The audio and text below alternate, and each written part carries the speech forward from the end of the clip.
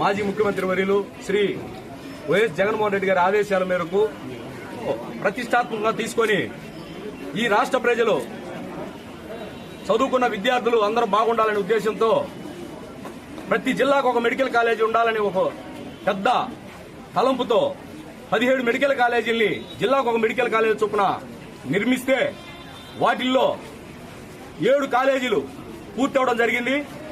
7 కాలేజీలు పూర్తయిన తర్వాత 5 కాలేజీల్లో జరిగింది. మిగిలినటువంటి ఈ 10 కాలేజీలు కూడా 60% పూర్తయి 25, 26లో ఖచ్చితంగా కంప్లీట్ అయిపోయి అవి కూడా క్లాసులు ప్రారంభమయ్యాయి.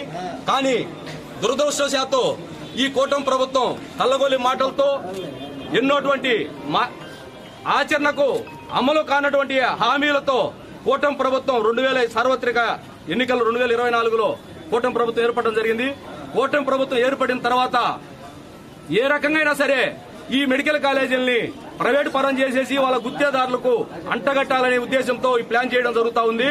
ఎందుకంటే ఈ 17 మెడికల్ కాలేజీలు పూర్తయితే ఎక్కడ జగన్మోహన్ రెడ్డి గారికి మంచి పేరు వస్తుందనే ఒక దురుద్దేశంతో ఇలాంటి కార్యక్రమాలు చేపట్టడం జరుగుతూ ఉంది. ఇవి కూడా 50 ఎకరాలకు పైన ఒక మెడికల్ కాలేజీ 50 ఎకరాలకు పైన 8,200 కోట్లతో 17 మెడికల్ కాలేజీల్ని నిర్మిస్తే దాదాపు వాటిల్లో 4,000 కోట్లు మా గవర్నమెంట్ లో ఉన్నప్పుడు శ్రీ మాజీ ముఖ్యమంత్రులు జగన్మోహన్ రెడ్డి గారు 4,000 కోట్లు ఖర్చు పెట్టడం జరిగింది. ఇంకున్నది 4,000 కోట్లు మాత్రమే ఖర్చు పెడితే సరిపోతుంది. సంవత్సరానికి 1,000 కోట్లు పెట్టినా కూడా ఈ కూటమి ప్రభుత్వం మెడికల్ కాలేజీలన్నీ పూర్తవుతాయి. కానీ 4,000 కోట్లను పెట్టలేము, మేము చేయలేము అంటే ఒక మెడికల్ కాలేజీలు రావడం వలన ఎంతమంది పేద విద్యార్థులు బాగా చదువుకున్నటువంటి విద్యార్థులకి ఉపయోగపడేటువంటి ఈ కార్యక్రమాన్ని కూడా 4,000 కోట్లు పెట్టలేమనడం సిగ్గుచేటు. 1,50,000 కోట్లు 16 నెలల్లోనే అప్పులు చేయడం జరిగింది. కాకుండా సూపర్ 6, సూపర్ హిట్ అనేదానికి, యోగాంధ్ర అనేదానికి కోట్లు ఖర్చు పెట్టారు. కానీ ఎంతో ఉపయోగపడేటువంటి ఈ రాష్ట్రంలో పుట్టిన ప్రతి బిడ్డకు ఉపయోగపడేటువంటి మెడికల్ కాలేజీలు పేద విద్యార్థులకి ఉపయోగపడేటువంటి మెడికల్ కాలేజీలు మాత్రం 4,000 కోట్లు పెట్టలేమని చెప్పడం దురదృష్టకరం.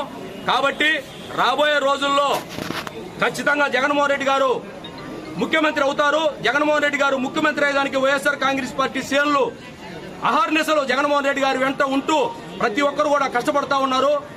కాబట్టి ఈ ఖచ్చితంగా జగన్మోహన్ రెడ్డి గారు ఆల్రెడీ ఆదేశాలు ఇవ్వడం జరిగింది. ఎవరైతే ఈ టెండర్లలో పాల్గొని మెడికల్ కాలేజీల్ని పాడతారో ఆ మెడికల్ కాలేజీల్ని ఖచ్చితంగా మా ప్రభుత్వం వచ్చినామంటే ఈ పాడినటువంటి ఈ టెండర్ని రద్దు చేస్తామని కూడా చెప్పడం జరిగింది. కాబట్టి రాబోయే రోజుల్లో ఈ రాష్ట్ర ప్రజలందరూ గమనిస్తా ఉన్నారు. ఇది ప్రతి ఒక్కరికి ఉపయోగపడే కార్యక్రమం. కాబట్టి మెడికల్ కాలేజీ వస్తే మెడికల్ కాలేజీలోనే ఒక సూపర్ స్పెషాలిటీ హాస్పిటల్ వస్తుంది. పేద రోగులకు కూడా ఉపయోగపడేటువంటి కార్యక్రమం. ఇవన్నీ కూడా ఎక్కడో మనకు బాగలేకపోతే హైదరాబాదు, మద్రాసు వెళ్లాటువంటి పరిస్థితి లేకుండా ప్రతి జిల్లాలోనే ఇలా మెడికల్ కాలేజ్ పెడితే ప్రతి ఒక్కరూ పేద ఆరోగ్యం బాలేని వారు అందరికీ బాగుంటుందనే ఉద్దేశంతో జగన్మోహన్ రెడ్డి గారు తలపెట్టడం జరిగింది. జగన్మోహన్ రెడ్డి గారి వైపు చూస్తా ఉన్నారు.